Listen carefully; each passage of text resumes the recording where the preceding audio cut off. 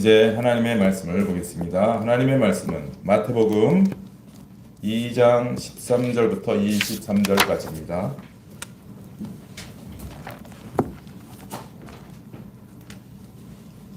신약성경 2페이지 정도 펴보시기 바랍니다.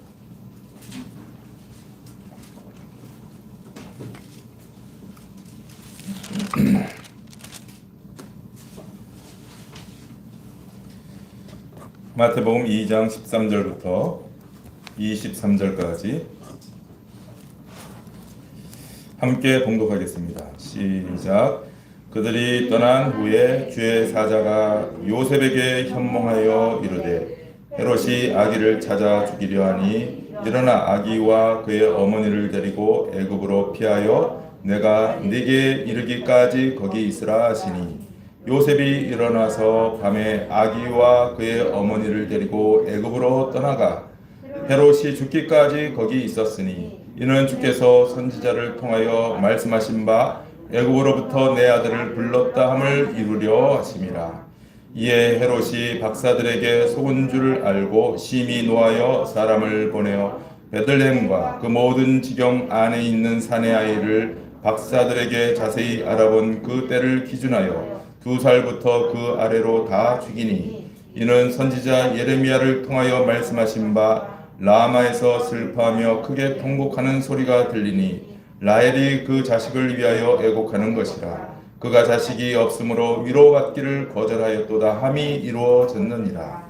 헤롯이 죽은 후에 주의 사자가 애굽에서 요셉에게 현몽하여 이르되 일어나 아기와 그의 어머니를 데리고 이스라엘 땅으로 가라. 아기의 목숨을 찾던 자들이 죽었느니라 하시니 요셉이 일어나 아기와 그의 어머니를 데리고 이스라엘 땅으로 들어가니라. 그러나 아켈라오가 그의 아버지 헤롯을 이어 유대의 임금됨을 듣고 거기로 가기를 무서워하더니 꿈에 지시하심을 받아 갈릴리 지방으로 떠나가 나사렛이란 동네에 가서 사니 이는 선지자로 하신 말씀에 나사렛 사람이라 칭하리라 하심을 이루려 함이로라. 아멘. 예수님의 출생 이후에 일어난 세 가지 사건들을 이제 이렇게 기록해 놓고 있습니다. 세 가지 사건이라 하면 이제 예수님이 유대인의 왕으로 태어나셨다라는 소식을 들은 당시에 그 지역의 왕인 헤롯, 에돔 사람입니다. 이스라엘 사람이 아니고 에돔 사람인데 그 왕이 됐죠. 그래서 헤롯 왕이 그 얘기를 듣고는 어떻게 합니까? 경배하러 겸손하게 경배하는 게 아니고 찾게 되면은 죽여버려야 되겠다. 이렇게 이제 마음을 먹고 있었던 거죠. 그것을 이제 하나님이 다 아시고 천사들을 보내서 요셉과 마리아에게 이제 애굽으로 피해라라고 지시를 하십니다. 그래서 요셉과 마리아가 아기 예수를 데리고 애굽으로 가게 됩니다. 이게 이제 첫 번째 사건이고요. 두 번째 사건은 이제 그 헤롯 왕이 동방 박사에게 부탁했죠. 베들레헴에 가면은 찾거든. 자기한테 알려줘라. 내가 가서 경배하려고 한다. 이렇게 했는데 하나님이 또 다 아시고 천사들을 동방 박사들에게 보내서 다른 길로 그냥 돌아가라. 그렇게 해서 그냥 가버렸죠. 근데 이제 헤롯 왕이 속은 줄 알고 분노가 치밀어서 어떻게 합니까? 베들레헴과 그 인근 지역에 있는 태어난 2살 아래 아기들을 다 죽여라 라고 유아 살해 명령을 내립니다. 이게 이제 두 번째 사건이고요. 이제 세 번째는 뭐냐면은 이제 헤롯이 죽고 난 다음에 하나님께서 애굽에 있는 요셉과 마리아와 아기 이제 그게 나타나셔서 이제 천사들을 보내셔서 요셉과 마리아에게 자 이제 이스라엘 땅으로 돌아가라 이렇게 했죠. 그래서 돌아가게 된 곳이 어디입니까? 갈릴리 나사렛에 이제 돌아가게 되고 거기서 살게 되었다라는 것입니다. 요 세 가지입니다. 이것이 이제 그 전개되어지는 일들입니다. 근데 사실 이 일로 고생은 누가 하는 것입니까? 전반적으로 이렇게 이런 모든 이동하고 막 이런 고생들은 누가 하는 거예요? 아기 예수가 한 게 아니죠. 누가 한 것입니까? 요셉과 마리아가 그냥 바쁘게 그냥 갔다가 그냥 또 쫓겨가고 막 이렇게 다시 오고 막 이렇게 바쁘게 한 것, 고생한 것은 요셉과 마리아인데, 두려워하고 떨고 겁내고 뭐 이거 어떻게 된가 이렇게 정신없이 돌아다니는 것은 요셉과 마리아인데, 성경은 거기에 대해서는 한마디도 얘기를 안 해요. 오히려 이렇게 지금 기록을 보면은요, 아무것도 하지 않는 아기 예수가 주인공으로 의미 있게 등장을 하고 있는 것을 여러분 아셔야 됩니다.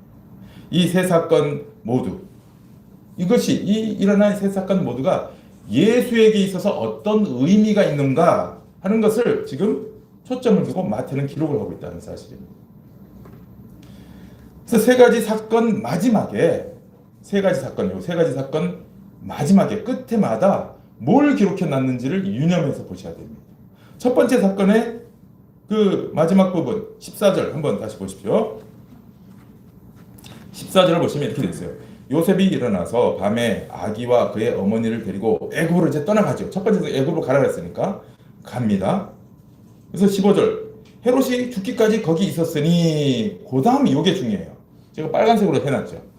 이는 주께서 선지자를 통하여 말씀하신 바 애굽으로부터 내 아들을 불렀다 함을 이루려 하시니라. 이걸 성취하기 위해서 지금 이 일이 벌어졌다는 거예요.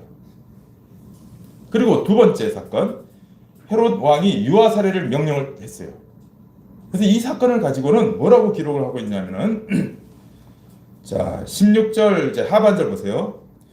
그 때를 기준하여 2살부터 그 아래로 다 죽여요. 17절 이제 여기 보세요. 이 사건이 이에 선지자 예레미야를 통하여 말씀하신 바 라마에서 슬퍼하며 크게 통곡하는 소리가 들리니 라헬이 그 자식을 위하여 애곡하는 것이라. 그가 자식이 없으므로 위로받기를 거절하였도다 함이 이루어졌다. 그렇죠?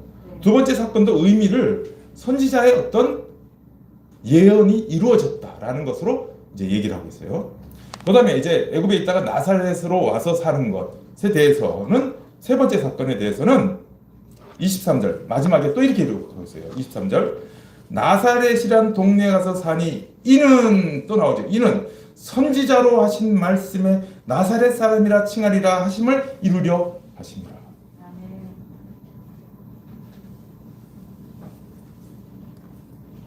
셋 다 공이 선지자를 통하여 하신 말씀을 이루려고 하신 것이다 라고 지금 마태는 기록하고 있는 것입니다.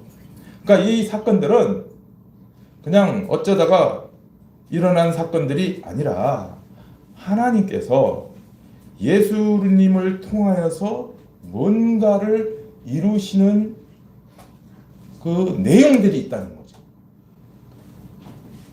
그렇죠? 여기에 동의를 해주시기 바랍니다. 지금 그냥 사건들을 그냥 쭉쭉쭉쭉 이렇게 나열하는 게 아니고 일어났어요. 이 일들이 일어났어요. 일어났는데 이것이 무슨 의미인지를 지금 또박또박 세 건마다 기록을 해놓고 있다는 것입니다. 이게 무슨 뜻인지를 오늘 함께 이제 알아보도록 하겠습니다. 첫 번째 사건에서는 우리가 뭘 알 수 있느냐면, 넘겨보세요. 제가 정리를 해놨어요. 이렇게. 첫 번째 사건.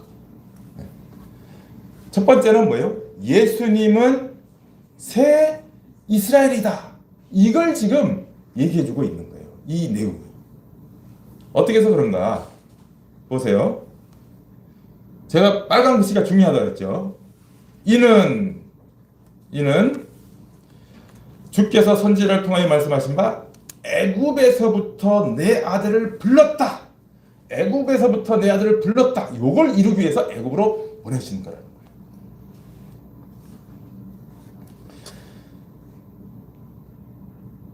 거예요. 여기에서 아들을 잘 유념해 보셔야 돼요. 예수님은 하나님의 아들이니까 내 아들 그러셨겠지 라고 생각할 수 있는데, 물론 예수님은 하나님의 아들이시고 성자 하나님이 맞아요. 그런데 여기에서는 예수님은 하나님의 아들로서의 그 아들이 아니에요. 잘 들어보세요. 여기서 아들은 하나님의 아들, 성자로서의 아들을 얘기하는 게 아니에요. 하나님이 택하신 백성들의 대표로서의 아들이에요. 이거 여러분 분명히 아셔야 돼요. 마태복음에서 이게 굉장히 중요합니다. 여기서는 지금 성자 하나님으로서의 아들을 얘기하는 게 아니고, 이 아들은 하나님의 택하신 백성들의 대표로서의 아들이에요.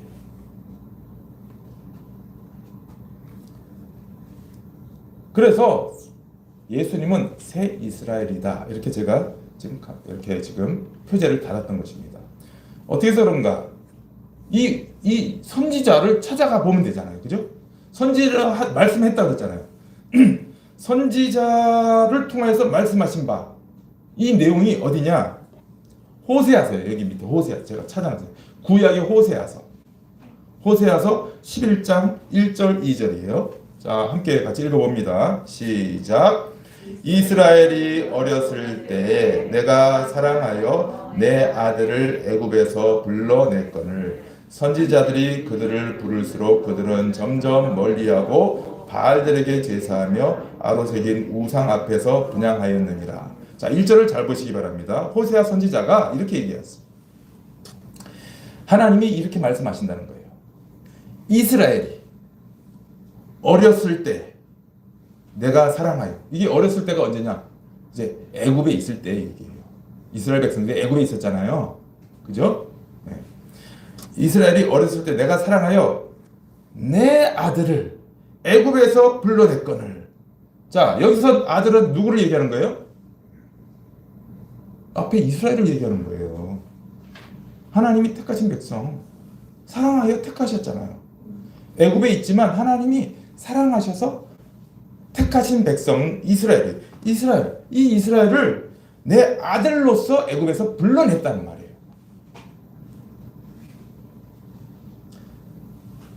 요거를 조금 더 자세히 하려면 이제 출애굽기를 가보면 알아요. 그 당시에도 하나님이 모세를 통하여서 뭐라고 말씀하셨냐면은, 내가 택한 백성 이스라엘, 이들이 내 아들이다, 이렇게 얘기하셨어요. 그런데 보세요. 그런데 그렇게 아들 삼아서, 그 택한 백성을 아들 삼아서 불러냈는데, 2절 선지자들이 그들을 부를수록 그들은 점점 어떻게 했어요? 멀리 떠나가. 누구에게로 갔어요? 바알에게로 가고 우상에게로 가고. 하나님에게로 와야 될 자들이 하나님의 아들인데, 아버지 하나님 향하여 가야 되는데 하나님을 떠나. 여러분, 돌아온 탕자에서 아버지 재산 가지고 어떻게 했어요? 떠나갔죠. 그 얘기. 떠나갔어요. 이스라엘이 하나님의 자녀인데 하나님을 찾지 않고 엄한데 다른 바알, 다른 우상, 다른 신을 섬겨요. 내 자식이 나에게 오지 않고 저 백삼동 어떤 아저씨 집에 가면, 아저씨한테 가면 무슨 생각이 들어요? 저놈이 사생자야? 이런 생각이 들지 않아요. 그러니까 이게 지금 아들로서 부름을 받았는데 지금 엉망진창이 됐다는 것입니다.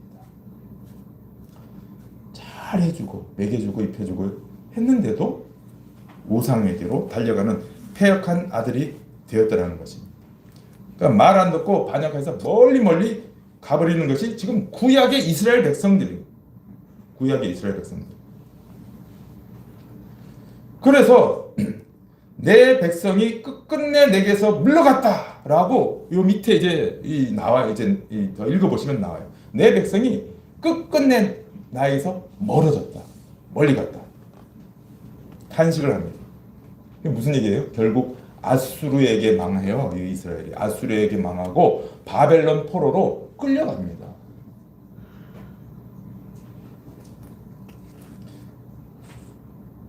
그래서 끝났느냐? 이렇게 해서 그러면 망한 걸로 끝났느냐? 그게 아니다가 바로 요거예요.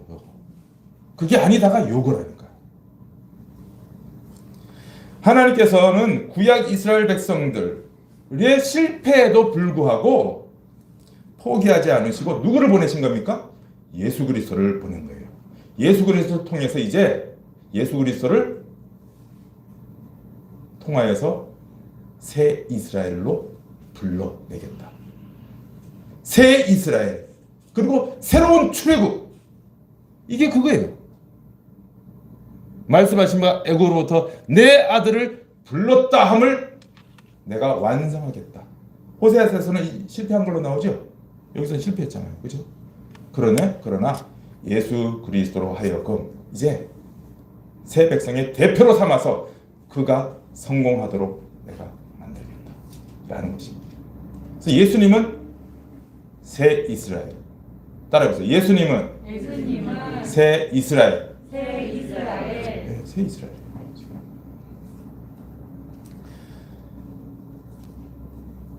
예수님이 새 이스라엘 백성의 대표 주자예요. 예수님을 믿는 사람들은 그러면 다 뭐가 되는 겁니까? 이제 그분이 대표 주자니까 우리도 새 이스라엘 백성이 되는 거예요. 아시겠죠? 우리의 대표로 예수님이 먼저 이제 달려가십니다. 예수님을 믿는 자들은 다 그 은택을 입고 새 이스라엘 백성들로 이 되어서 그분의 뒤를 따라가는 거예요. 성공하겠습니까? 실패하겠습니까?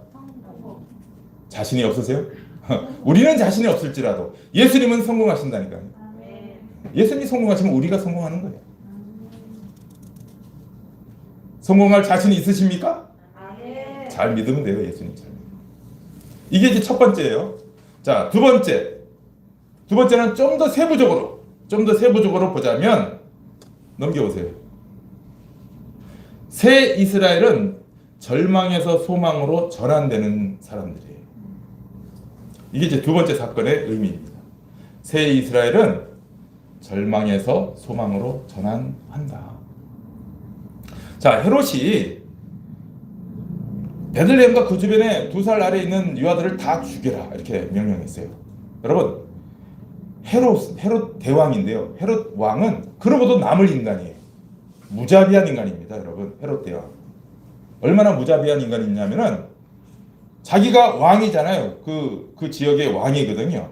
그것도 왕을 어떻게 얻었냐면은 로마에 가가지고 아주 그냥 이거를 잘해가지고 이렇게 잘해가지고 뭐 먹이고 막 이렇게 해가지고 거기에 이제 이스라엘 가나안 지역의 왕이 된 거예요. 근데 이게 얼마나 왕직에 대한 욕심이 많은지 자기가 낳은 아들 있잖아요. 아들 가운데 3명을 자기 왕권을 노린다 그래가지고 죽인 자예요. 가까운 가족 이런 거 없어요. 막 의심이 간다 그러면 다 죽여버려요. 그러니까 뭐 2살 아래 어린이를 죽이는 거 쉽죠. 그렇죠. 무지막지한 왕입니다. 그래서 다 죽였어요. 그런데 마태는 이 사건을 가지고 특이하게도 예레미야 선지자의 말씀이 이루어진 걸로 지금 설명하고 있어요. 그죠?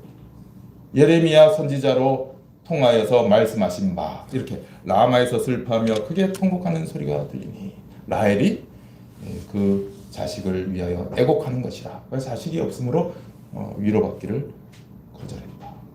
이것이 이루어졌다는 거예요. 이 사건이.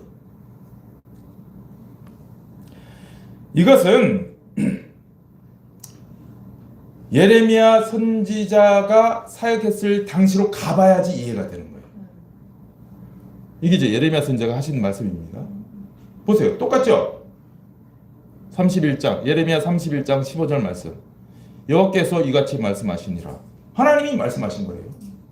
그래가지고 똑같이 이렇게 위로받기를 거절했다. 예레미야 선지자가 살았던 시대가 어떤 시대냐? 이스라엘 백성들이 패역해가지고 바벨론에 이제 이제 자식들이 백성들이 다 바벨론의 포로로 끌려가는 상황. 폐역해가지고 바벨론에 다 포로로 이제. 그런데 그것을 마치 자식이 없어진 상태가 된 것. 그래서 이스라엘의 어머니라고 할 수 있는 라헬. 여러분, 라헬이 누구냐 하면은 야곱의 그 아내잖아요. 네 아내가 있었는데 그 중에서 대표가 이제 라헬이에요. 왜냐하면 야곱의 제일 많은 사랑을 받은 사람이 라헬이기 때문에 라헬을 보통 전 이스라엘의 어머니 이렇게 불러요. 그래서 이 라헬이 다 포로로 끌려갔으니까 슬퍼하고 절망하는 상황, 위로받기를 거절할 정도의 절망적 상황을 얘기하는 거죠. 그러나 하나님은 자기 백성을 그런 절망으로 끝내시는 분이 아닙니다. 하나님은 무능한 분이 아니시기 때문이에요. 하나님은 반드시 말씀하신 바를 성취하시는 분이에요. 그래서 곧바로 16절이 나오는 거죠. 16절, 17절. 마태복음에서는 이것만 인용을 했는데 이걸 인용한 이유는 요 밑에 것까지를 포함해서 인용을 한 거나 마찬가지예요. 그러니까 암시적으로 있는 거죠. 16절, 17절 한번 같이 읽어보겠습니다. 예레미야 31장 16절, 17절 시작. 여호와께서 이와 같이 말씀하시니라. 내 울음소리와 내 눈물을 멈추어라. 내 일에 삭슬 받을 것인즉 그들이 그의 대적의 땅에서 돌아오리라. 여호와의 말씀이니라. 너희 장래에 소망이 있을 것이라. 너희 자녀가 자기들의 지경으로 돌아오리라. 여호와의 말씀이니라. 이게 이렇게 지금 절망 상태잖아요. 이거 완전히 절망 상태인데 어떻게 해요? 하나님 직접 말씀하시죠. 너희 장래에 뭐가 있다고요? 소망이 있다. 왜? 하나님이 돌아오게 하실 것입니다. 자기 지경으로. 이 소망의 일이 어떻게 이루어지느냐 하면은 바로 누구에 의해서요? 신약에 예수 그리스도에 의해서 이루어지는 거죠. 그걸 어떻게 알 수 있느냐면요. 이게 예레미야 31장 같은 장르의 31절 가끔 외우기도 좋아요. 예레미야 31장 31절. 거기에 뭐가 나와요? 새 언약이 나오잖아요. 새 언약. 하나님께서 이 유명한 새 언약 여러분 꼭 한번 찾아가 보십시오. 나중에 예레미야 31장 31절 새 언약 아주 그냥 유명해요. 하나님께서 새 언약 구약에 이미 새 언약을 주신다니까요. 새 언약의 주체가 누구예요? 예수 그리스도잖아요. 그러니까 이게 예수 그리스도에 의해서 성취되어지는 것을 지금 이렇게 딱 요것만 인용함으로써 암시적으로 보여주고 있는 것입니다. 예수 그리스도로 말미암아 수많은 하나님의 자녀들이 생겨나게 되고 그들이 하나님의 땅과 통치 영역에 거하게 되는. 여기 있잖아요. 여기 어디 갔어요? 여기 어디 있어요? 자기들의 지경으로 돌아오려. 예? 자기들의 지경이 어디예요? 하나님의 통치의 영역. 하나님 백성이 된다는 거예요. 하나님 백성들이 무수히 일어나고 예수 그리스도로 말미암아 하나님의 백성들이 무수히 일어나고 하나님의 통치를 받는 우리를 가리키는 거예요. 지금 이게 지금 우리를.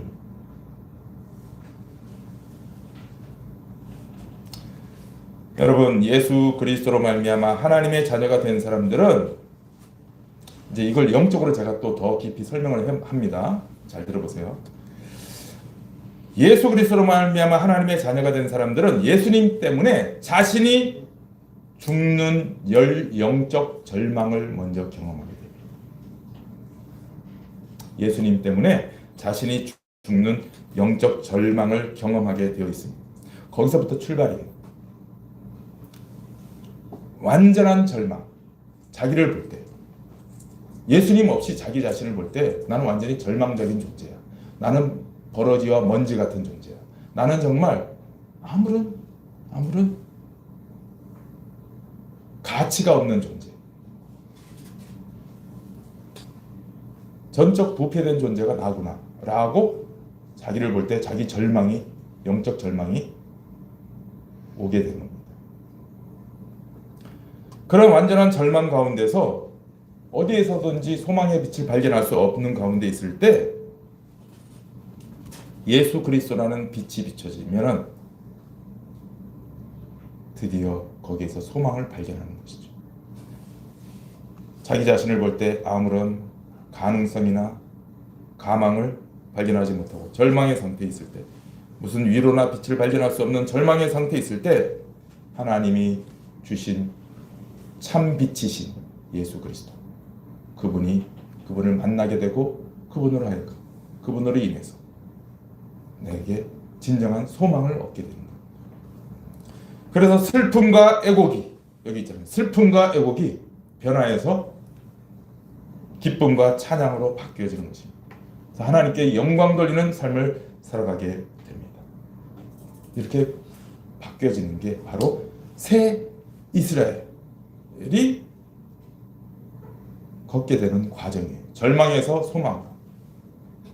그래서 이 완전한 절망에서 완전한 소망으로 바뀌어지는 하나님의 백성, 새 이스라엘 백성들은 그로부터 이제 그 이후로부터는 살면서 때로는 물리적으로 어려운 일을 당하고 힘든 일을 당해도 그것으로 인해서 절망하지 않습니다. 그것으로 인해서 절대 무너지지 않습니다. 왜요? 참 소망, 진정한 기쁨을 소유했기 때문에. 잠시 피곤하고 힘들 수는 있어도 그것으로 인해서 포기되어지지 않는 내 인생이다라는 것을 알고 그 소망을 꼭 부여잡고 힘차게 살아가는 자가 새 이스라엘이에요. 여러분도 이런 사람들이 되시길 축복합니다. 그리고 이제 세 번째로 이제 넘어가는 거예요. 넘겨보세요. 세 번째. 새 이스라엘은 나사렛 사람으로 산다. 따라해보세요. 새 이스라엘은 나사렛 사람으로 산다. 이게 무슨 의미인지를 여러분 아셔야 됩니다. 예수님이 애굽에서 나와서 이르게 된 곳이 나사렛이에요. 그리고 뭐라고 그래요? 나사렛 이는 선지자 복수예요. 복수. 우리나라 말은 복수 단수 이렇게 구분이 안 돼가지고 선지자들로 하신 말씀에 나사렛 사람이라 칭하리라 하심을 이루려 하심이라. 예수님은 나사렛에 가서 어린 시절부터 살아왔기 때문에 나사렛 사람이라고 칭해졌어요. 이것이 선지자들로 하신 말씀이 이루어진 것이라고 얘기하는 거예요. 이게 무슨 뜻이냐면은 이런 뜻이에요. 여러분, 나사렛 사람이라는 말은 결코 좋은 말이 아니에요. 나사렛이 어디냐? 나사렛은 이 이스라엘 땅에 있어서도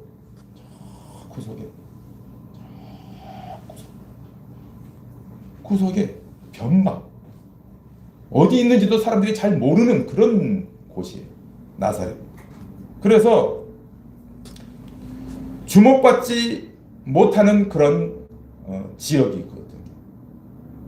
그래서 나사렛 그러면은요, 경멸, 멸시, 무시의 대상이에요. 아, 저 사람 나사렛 출신이래, 이런 거. 우리도 그런 얘기 하지 않나요? 시골 깡촌 출신 이렇게 해서. 응? 경멸의 대상이고 멸시의 대상이고 무시의 대상이에요. 나사렛 사람이라는 뜻은. 그래서 예수님을 잡으러 왔던 자들도 예수님을 찾을 때 뭐라고 찾은 줄 아세요? 너 누구를 찾아왔냐? 그러니까 이 잡으러 온 사람들이, 예수님 잡으러 온 사람들이 나 나사렛 예수 잡으러 왔어, 이렇게 얘기해요. 아니, 그보다 훨씬 전에 예수님이 공생에 처음 시작할 때 나다나엘에게 누군가가 전했어요. 야, 우리가 선지자를 만났어. 랍비를 만났어. 우리 그 메시아를 만났어. 이렇게 전하니까 나다나엘이 누군데? 나사렛 사람 예수야. 그랬더니 나다나엘이 뭐라는지 아시죠? 나사렛에서 무슨 선한 것이 나오겠냐? 이렇게 얘기할 정도였어요.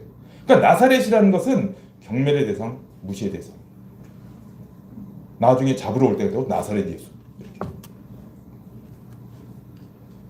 예수님은 이렇게 나사렛 사람이라고 칭함을 받습니다. 어릴 때도 그랬고, 사역의 출발점도 그랬고, 잡힐 때도 그랬고, 십자가에 달린 팻말에도 나사렛 예수 이렇게 적혀 있었어요. 끝까지 나사렛. 즉 예수님은 이 땅에서 제대로 대접을 받지 못하는 길을 걸어가게 된다는 말입니다. 예수님은 세상에 인정받으러 온 분이 아니에요. 세상에 인정받으러 온 분이 아니라 예수님은 세상으로부터 인정받고 세상으로부터 대접받고 세상으로부터 박수를 받고 세상으로부터 칭찬받기 위해서 오신 분이 아니에요. 오직 누구로부터 인정받기를 원하셨어요? 하나님으로부터. 나는 세상 영광을 취하러 오지 않았다 라고 얘기하죠. 그리고 요한복음에 보시면 나에게 영광을 돌리신 분은 오직 하나님밖에 없다 이렇게 말씀하십니다. 나는 하나님으로부터 영광 받기를 원한다.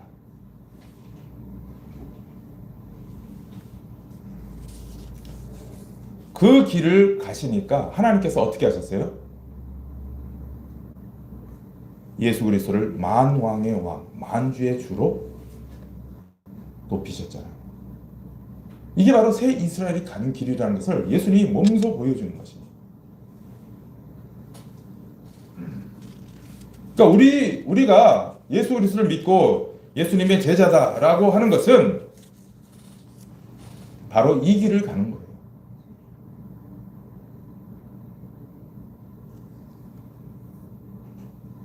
우리의 대표인 새 이스라엘이 되셔서 우리의 대표가 되신 예수님이 가신 길이 바로 나사렛 사람의 길이에요. 그리고 예수님은 우리 보고 자기 길을 따라오라고 말씀하십니다. 여러분 우리가 한번 생각해 봅시다. 나는 과연 무엇을 취하기를 원하는가? 나는 과연 어디에 관심이 있는가? 나는 세상에 대접받기를 원하고 있는가? 나는 세상에서 영광 얻기를 원하고 있는가? 아니면 하나님께 인정받고 하나님이 주시는 영광 얻기를 원하고 살아가고 있는가? 한번 생각해 보시기 바랍니다. 나의 관심은 도대체 어디 있는가?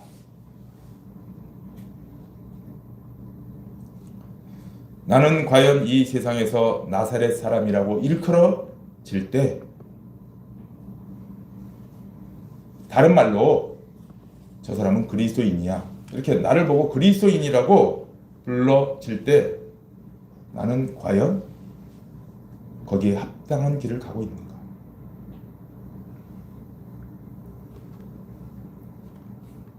오늘 이 말씀은 우리에게 도전하고 있습니다. 예수님은 우리의 대표가 돼서 나사렛 사람으로 평생을 살고 그렇게 가셨어요. 그런데 하나님이 높이셨어요. 우리도 그 길을 가야 되는 것입니다.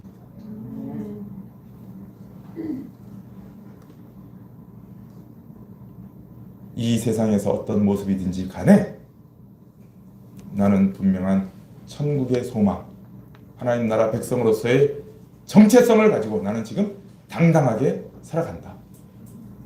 돌이 좀 없으면 어때?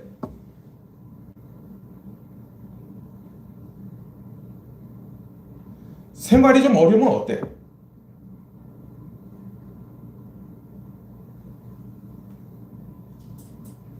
또 뭐 좀 잘 살거나 뭐 또 여유 있으면 뭐 어때? 그게 나를 좌우하는 게 아니다라는 것을 분명히 알고 나는 이 땅에서 나사렛 사람으로 살아가리라. 세상 영광을 결코 취하지 않고 하나님 영광을 위해서 나는 살다가 주 앞에 이를 때 하나님이 나를 향하여서 내 머리에 영광의 면류관을 씌워주는 그 날을 소망하면서 나는 끝내 살아가리라. 바울 사도가 이 길을 걸어갔고 바울 사도가 마지막에 하는 말도 그것 아닙니까? 내가 가는 이 길을 나는 담대하게 간다. 너희들도 이 길을 따라오기를 원한다.